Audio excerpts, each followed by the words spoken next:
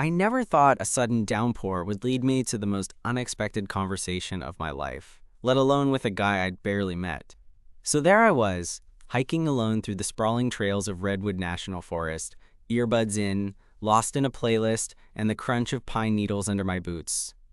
It was supposed to be a solo day, no distractions, just me, the trees, and some well-deserved peace.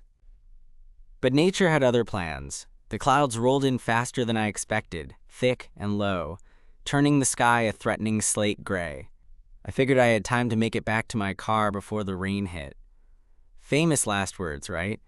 Within minutes, fat drops splattered the dirt path, quickly turning into a steady, soaking rain. I tried to hustle, but the forest can be deceptive. Trails that looked straightforward on the map twisted and forked in ways I didn't remember. I ended up pretty turned around and definitely soaked. That's when I saw the cabin, tucked halfway up a hill, almost camouflaged in its rustic, weather-beaten charm. Honestly, I was relieved. It looked abandoned at first, but then the porch light flicked on, and a guy stepped out. Medium height, dark hair a little tousled, wearing that unmistakable green uniform of a park ranger. He gave me a small, almost cautious smile, like I was a surprise but not an unwelcome one. "Hey," he called out over the rain. "You look like you could use some shelter." I didn't hesitate. If you've ever been caught in a sudden downpour miles from anywhere, you know that "you look like you could use some shelter" is basically an invitation you say yes to, no questions asked. I jogged over, dripping, and he opened the door wide before I even had a chance to knock. Inside, it was warm, wood stove humming, the smell of pine and something faintly like coffee or maybe wood smoke. The cabin was small but cozy, all smooth wooden surfaces and hiking gear leaning against the walls. He introduced himself as Nate, a park ranger assigned to this section of the forest. His voice was calm, steady, comforting in a way I didn't expect from a stranger. We ended up sitting by the stove while the rain hammered on the roof. I was still shivering a bit, but Nate had this easy, natural way of talking that made the space between us feel less like the awkward silence I usually get when meeting someone new. We started swapping stories, mine about city life, his about the quiet, sometimes lonely stretches out here. Somewhere between the drizzle outside and the soft crackling of the fire, I realized I was genuinely interested in this guy. More than I should be, probably. And just as I was about to laugh off the weirdness of feeling this way, the power flickered out, plunging us into the soft glow of the stove alone. Nate reached over to light a lantern, his hand brushing mine for a second, and I swear, even with the rain pounding around us, time slowed down. That night, trapped in a little cabin miles from anywhere, with a stranger who was suddenly not a stranger at all, felt like the start of something I hadn't seen coming. And honestly, I couldn't wait to see where it went from there. As Nate lit the lantern, the warm glow filled the cabin, softening the shadows and casting a gentle light over his face. I caught myself staring a bit longer than I intended. The way his eyes flickered in the light was distracting. I shook it off and pulled my jacket tighter around me, trying to act like I wasn't suddenly aware of every little thing about him. "So, how long have you been a park ranger out here?" I asked, trying to keep things casual while my brain did cartwheels. Nate smiled, a little nostalgic, I think. "Almost 3 years now. Came out here after college. Needed a change from city life, you know? Wanted something quieter, more grounded." I nodded, understanding that feeling all too well. "I get that. I'm from Seattle, so the city noise is constant. Figured I'd come out here to escape it all for a bit. Guess the forest got me more than I expected." He laughed, a low, genuine sound that made the cabin feel even cozier despite the storm outside. "Yeah, the forest sneaks up on you. It's peaceful, but also kind of wild. You never really know what you're gonna get." I looked out the small window where rain streaked down the glass in silver rivulets. The world outside was damp and gray, but inside here, with Nate and the quiet crackle of the fire, it felt like a different planet. Do you ever get lonely out here? I mean, 3 years sounds long to be mostly alone. He hesitated for a moment, then shrugged. "Sometimes, but I think being alone doesn't necessarily mean being lonely. I've met some good people, like you today. His eyes caught mine, and I felt something shift inside me, a spark, or maybe just the thrill of feeling noticed. I laughed softly. Flattering, coming from a guy who probably sees a lot more interesting people than me. He shook his head. Not really. Most days, it's just hikers or campers passing through. You're definitely the most entertaining visitor I've had in a while. We fell into an easy silence, the kind where words aren't necessary, but the connection feels electric. I felt my heart beating a little faster, wondering if Nate noticed too. So I said, trying to sound casual but failing miserably, "What's the story with this cabin? Do you live here full-time?" "Yeah, it's my base camp. Small, but it's home. Keeps me close to the trails and the forest. It's simple, but I like it." He looked around the room, and I caught a glimpse of something deeper. Maybe pride, maybe peace. I nodded, imagining what it would be like to live with nothing but trees and the occasional visitor for company. It sounded lonely, but kind of perfect in a way. The rain outside slowed to a light drizzle, but the storm's mood lingered, like some kind of punctuation mark on the evening. Nate stood up and walked over to the stove, poking at the fire. "You hungry? I've got some canned chili and bread." "Nothing fancy." "I'm starving," I admitted, dropping onto a wooden stool at the small table. As he prepared the food, I watched how his movements were calm and deliberate, like he was used to taking care of things alone.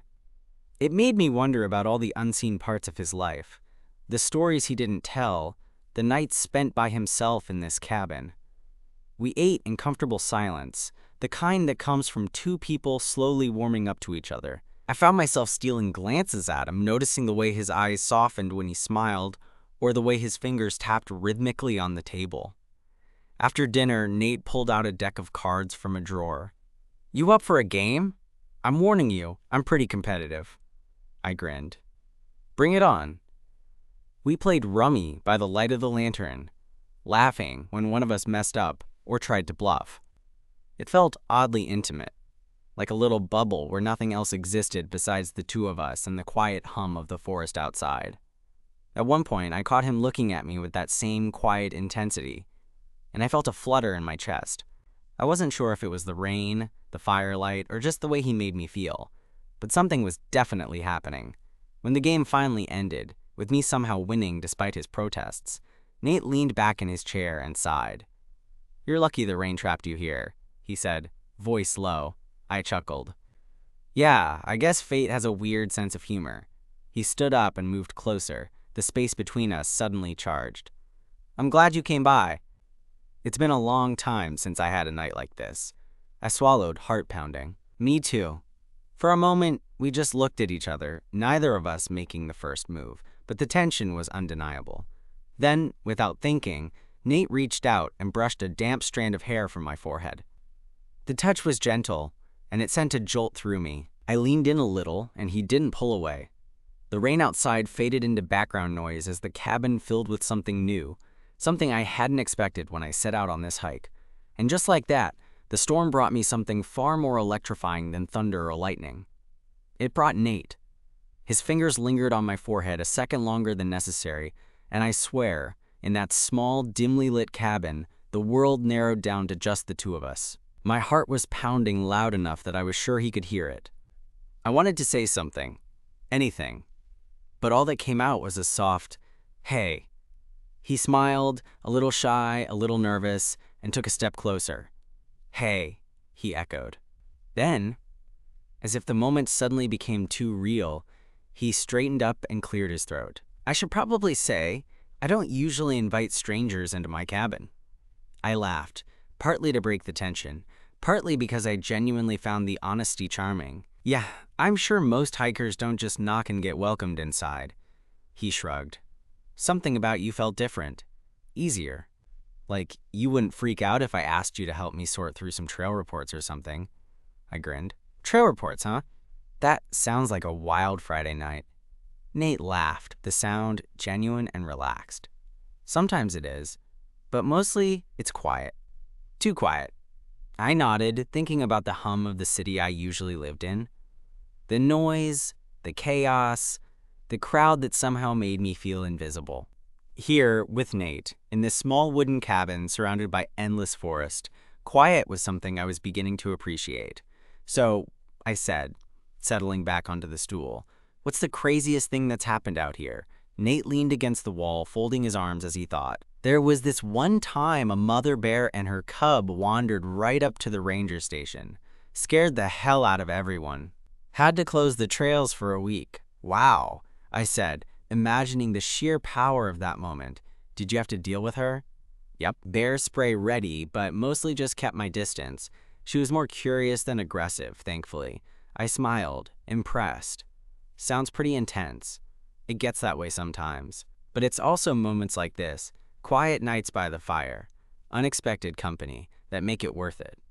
He looked over at me then, and I caught the way his eyes softened. It was like he was seeing through the usual ranger exterior, letting me glimpse something more personal underneath. The rain continued to soften outside, turning the storm into a gentle patter. I felt comfortable here, more than I had expected to all day, the kind of comfort that comes from being understood without words. So I said, "How does someone like you, with a job like this, handle loneliness? Or does it even get lonely?" He hesitated before answering, and for a moment, I thought he might keep it to himself. But then he said, "Yeah, it gets lonely. More than I thought it would. Out here, you don't have the usual distractions. You have to face yourself a lot." I nodded. "I get that. Sometimes I feel the same way, even in the middle of the city."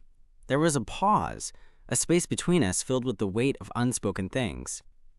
Then Nate surprised me by reaching out, his hand brushing against mine on the table. The touch was light but electrifying at the same time.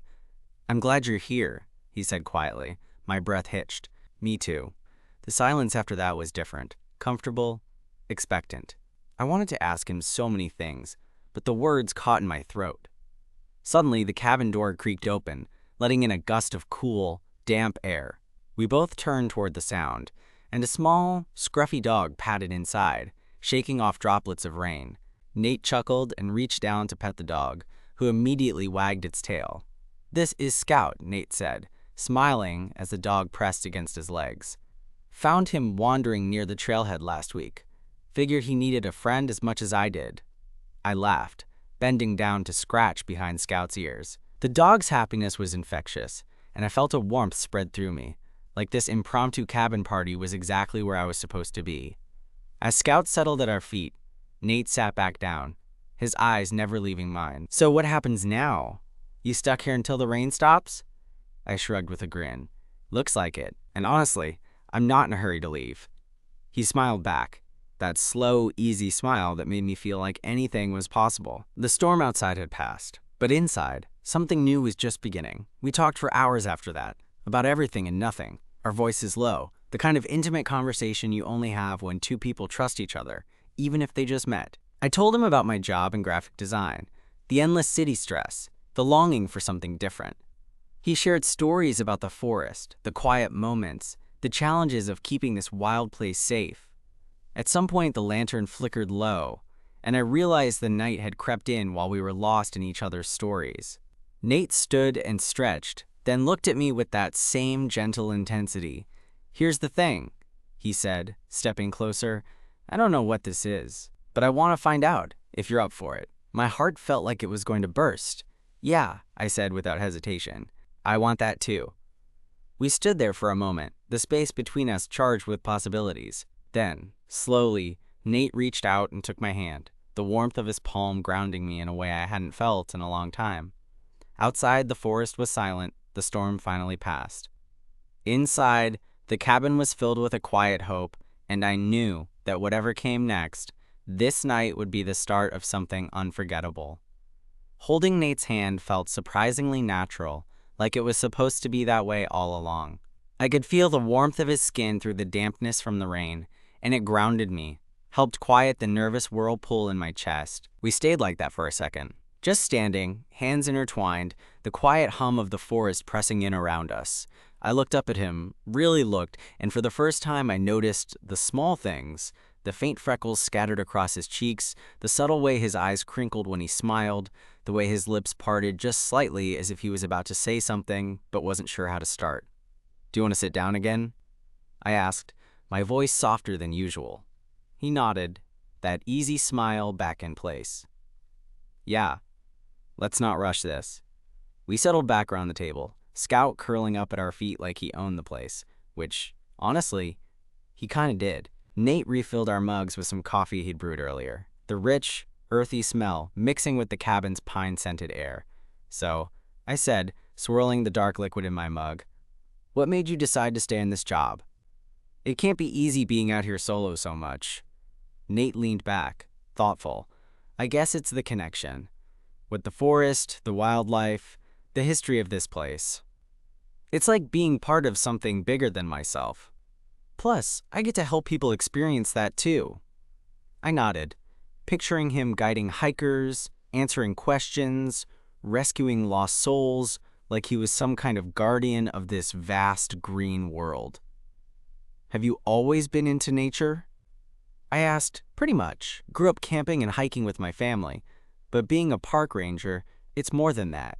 It's a responsibility. And yeah, sometimes it means being alone more than you want to be." I could see the flicker of vulnerability behind his steady gaze, the kind of honesty that's rare and precious. "I get the loneliness," I said quietly. "City life is noisy, but it can still feel isolating." Nate reached across the table and squeezed my hand. "Maybe that's why we ended up here tonight." I smiled, heart skipping. "Maybe." There was a pause, the kind filled with possibilities. Then, more quietly, Nate said, "You ever think about what it would be like to walk away from the noise? To just stay somewhere like this?" I took a slow sip of my coffee, considering. "I think about it more than I probably should. But it's scary, you know, leaving everything behind." "Yeah," he agreed. "It's scary. But sometimes the scariest things are worth it." The night stretched on like that, easy, real, with neither of us trying to force anything or pretend otherwise. We talked about music, favorite books, the weird quirks of living in the woods. Scout snored softly nearby, a reminder that life here was simple but full. At one point, Nate shifted closer, his knee brushing mine under the table. The contact sparked a warmth that spread through me, and I found myself leaning in, drawn by a gravity I couldn't explain. "Can I ask you something?" he said quietly. "Anything. Do you believe in chance? Like random moments that change everything?" I thought about the rain, the cabin, the way I had ended up here with him. "I do now." Before I could even second-guess myself, Nate's hand moved from mine to cup my cheek. The touch was gentle but charged, and I leaned into it, closing my eyes for a second and letting the moment wash over me. When I opened them, he was watching me, his eyes full of something tender, maybe hope. "May I?" he asked, his voice barely above a whisper. My heart thundered, but I nodded. "Please." He leaned in slowly, giving me time to pull away if I wanted, but I didn't. Our lips met softly at first, shy and questioning, then deepened into something warmer, more certain. It wasn't perfect or flashy, it was real, grounded in the quiet promise of a night that neither of us wanted to end. We pulled apart gently, breathless. "I'm glad the rain brought you here," Nate said, voice husky. "Me too," I admitted, feeling a smile tug at my lips. The rest of the evening passed in a blur of whispered conversations and easy touches, the kind of connection that feels like coming home. When it was finally time to rest, Nate showed me to a small cot in the corner of the cabin, away from Scout's sleeping spot and the wood stove. The bed was simple but clean, with a thick quilt that smelled faintly of pine and smoke. "Get some sleep," he said softly, brushing a stray damp hair from my forehead. "Tomorrow's another day in the forest." I crawled under the covers, the warmth of the cabin and the memory of our kiss keeping me awake longer than I expected. As I drifted off, I realized something. Sometimes the most unexpected storms bring the most unexpected beginnings. And maybe, just maybe, this was the start of something I never saw coming but had been waiting for all along. I woke up to the soft glow of early morning light filtering through the cabin's small window. The air was cooler than I expected, carrying that crisp, piney scent that made me realize just how far from the city I was. For a moment, I lay there, tangled in the thick quilt, replaying everything from the night before. The rainstorm, the warmth of the fire, Nate's smile, the way the world had unexpectedly shifted in just a few hours. Scout was already up, padding softly around the cabin, tail wagging as if he was on some important mission. Nate was in the tiny kitchen area, quietly brewing coffee. When he caught my eyes, he smiled, a little sleepy but genuine.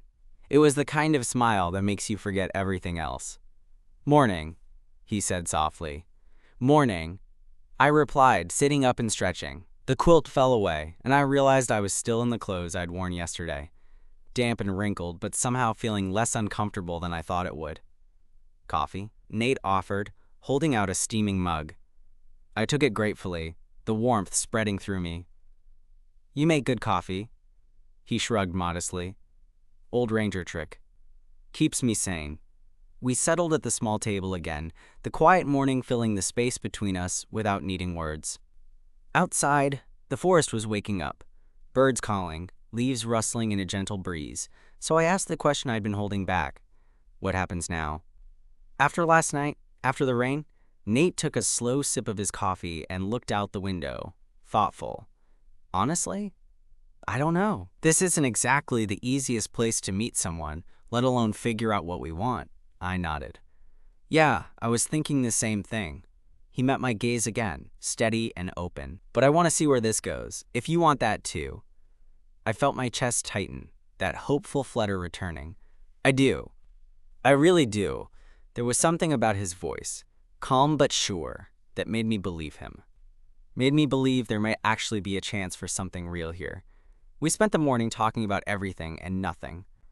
About how the forest changes with the seasons, about favorite hiking spots, about the little moments that make this life worth it. I found myself opening up in ways I hadn't expected, sharing stories I usually kept tucked away. After breakfast, Nate pulled on his jacket and looked at me with that half smile. "Want to see the best view in the park? I know a trail that's not on most maps." I hesitated for a second. The idea of hiking again, especially after the rain and the night in the cabin, felt exhausting. But the pull of spending more time with him was stronger. "Let's do it," I said. The trail was steep and winding, but Nate walked beside me with an easy confidence that made the rough terrain feel manageable. We talked as we climbed, laughing when I tripped over a root or got distracted by a bird call. When we finally reached the summit, the view took my breath away. Endless layers of forest stretched out under a sky that had cleared to a brilliant blue sunlight dappling the treetops like scattered gold. We stood there side by side, soaking it all in. "I come up here when I need to clear my head," Nate said quietly. I glanced at him, feeling that familiar warmth rising in my chest. "I get it. It's like the world slows down." He nodded. "Yeah, and sometimes you realize you don't want to go back to the noise." I reached for his hand again, lacing my fingers through his. "Maybe we don't have to." He squeezed gently. "Maybe we don't." The rest of the day moved in this strange, wonderful blur, walking, talking, sharing small moments that felt like building blocks for something new. I was aware of every glance, every touch, every quiet laugh. It was like discovering a secret language that only the two of us understood. When we finally made our way back to the cabin as the sun dipped low, the forest was bathed in those soft, golden hues that feel like magic. Scout ran ahead, barking happily. Inside the cabin, Nate looked at me with that same steady gaze. "I know this isn't the most conventional start to anything, but I'm glad it's with you." "Me too," I said, smiling. And as the evening settled in, I realized that sometimes when life throws you a curveball, like a rainstorm in the middle of a hike, you end up exactly where you're supposed to be, with Nate. In the middle of nowhere, feeling like maybe, just maybe, I'd found something real. That night, after Scout had settled into his usual spot by the stove, Nate and I found ourselves sitting close together on the cabin's worn couch. The fire crackled softly, throwing dancing shadows on the wooden walls. It wasn't the kind of place you'd expect to be filled with so much warmth, but somehow, with Nate there, it felt like the coziest spot on earth. We talked about everything and nothing again, how we'd both been hesitant to open up to anyone lately, how the forest had a way of making time slow down and forcing you to face what really mattered. I caught myself watching him more often than I probably should have, noticing the way he tucked a stray hair behind his ear, or the quiet way he smiled when he talked about his work. At some point, I realized the conversation had drifted into quieter, more personal territory. Nate's voice softened as he spoke about his family, how he'd grown up in a small town a few hours away, how his parents loved the outdoors, but didn't quite understand his decision to become a ranger. It felt vulnerable, honest. I guess part of why I like being out here is because it's where I can be myself, he said, eyes meeting mine. No expectations, no judgment. I nodded. I get that too. Sometimes it feels like the city expects you to be someone you're not. For a moment, silence stretched between us, but it wasn't uncomfortable. It was the kind of stillness that lets you just be.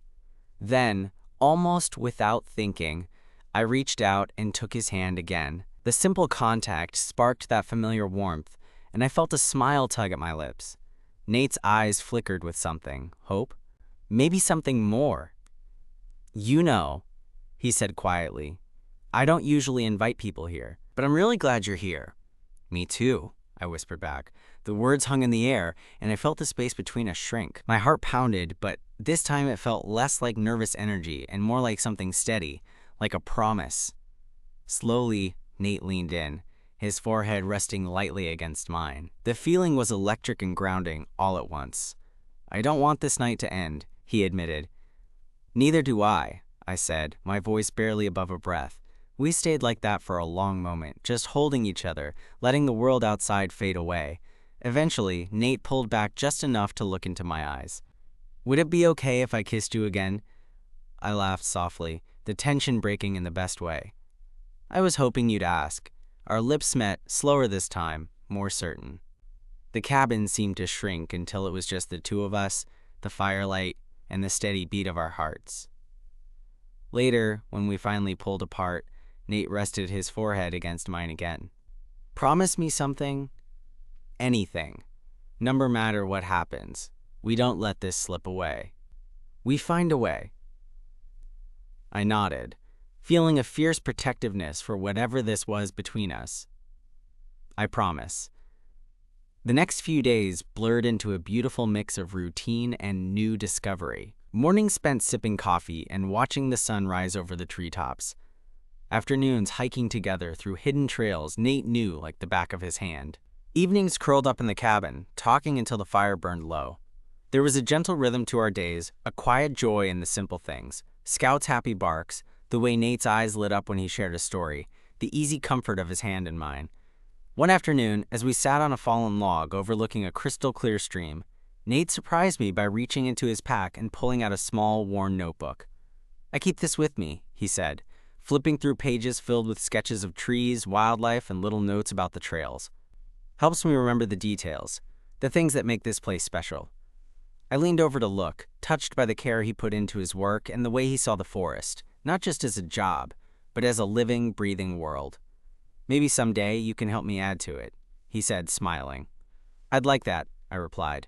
As the days passed, I realized I was falling for Nate in a way that felt both terrifying and exhilarating. Being here, away from everything familiar, made it easier to be honest with myself about what I wanted. And what I wanted was him. One evening, as we sat on the porch, watching the stars emerge, Nate reached out and tucked my hand in his lap. You ever think about what comes next? He asked softly. I took a deep breath, staring up at the vast sky. I do, and honestly, I want to figure it out with you. He smiled, that slow, bright smile that made my heart catch. Good, because I'm not ready to let you go. Underneath the endless stars with the forest whispering around us, I knew that whatever the future held, this was the beginning of something real, a story neither of us saw coming, but both of us were ready to live. The mornings after that night felt different, not because the sun rose any differently, but because I woke up beside someone who made me want to stay. Nate's steady breathing, the quiet sound of Scout padding around the cabin, the faint scent of pine and early coffee, it all felt like home in a way I hadn't expected. We'd settled into an easy rhythm, one that didn't need grand gestures or dramatic declarations. Instead, it was in the small moments, the way Nate would hand me a steaming mug, the way our fingers found each other's without thinking, the quiet conversations watching the forest wake up outside the cabin window. One afternoon, as we sat on the porch watching the golden light filter through the trees, Nate reached over and took my hand. His thumb traced slow circles on my skin, and I squeezed his hand gently. "You know," he said softly, "I wasn't sure what to expect when you showed up in that rainstorm, but now, I can't imagine this forest without you in it." I smiled, feeling that familiar warmth spread through my chest. "Neither can I." We sat there together, letting the silence stretch comfortably between us. It wasn't about chasing perfect moments. It was about being present, choosing each other in the quiet every day. Later, as I packed up my things to head back to the city, Nate walked me to the trailhead. The goodbye was bittersweet, but it wasn't the end. It was the start of something real. "I'll come visit," I promised, and he nodded, that same steady, reassuring smile. Or maybe, he said, "next time you won't leave." The thought lingered, warm and full of possibility. Driving away, the forest faded in my rearview mirror, but Nate stayed with me, in my thoughts, in the hope that sometimes the best things come when you least expect them. And maybe, just maybe, this was the beginning of a story that neither of us planned but both were ready to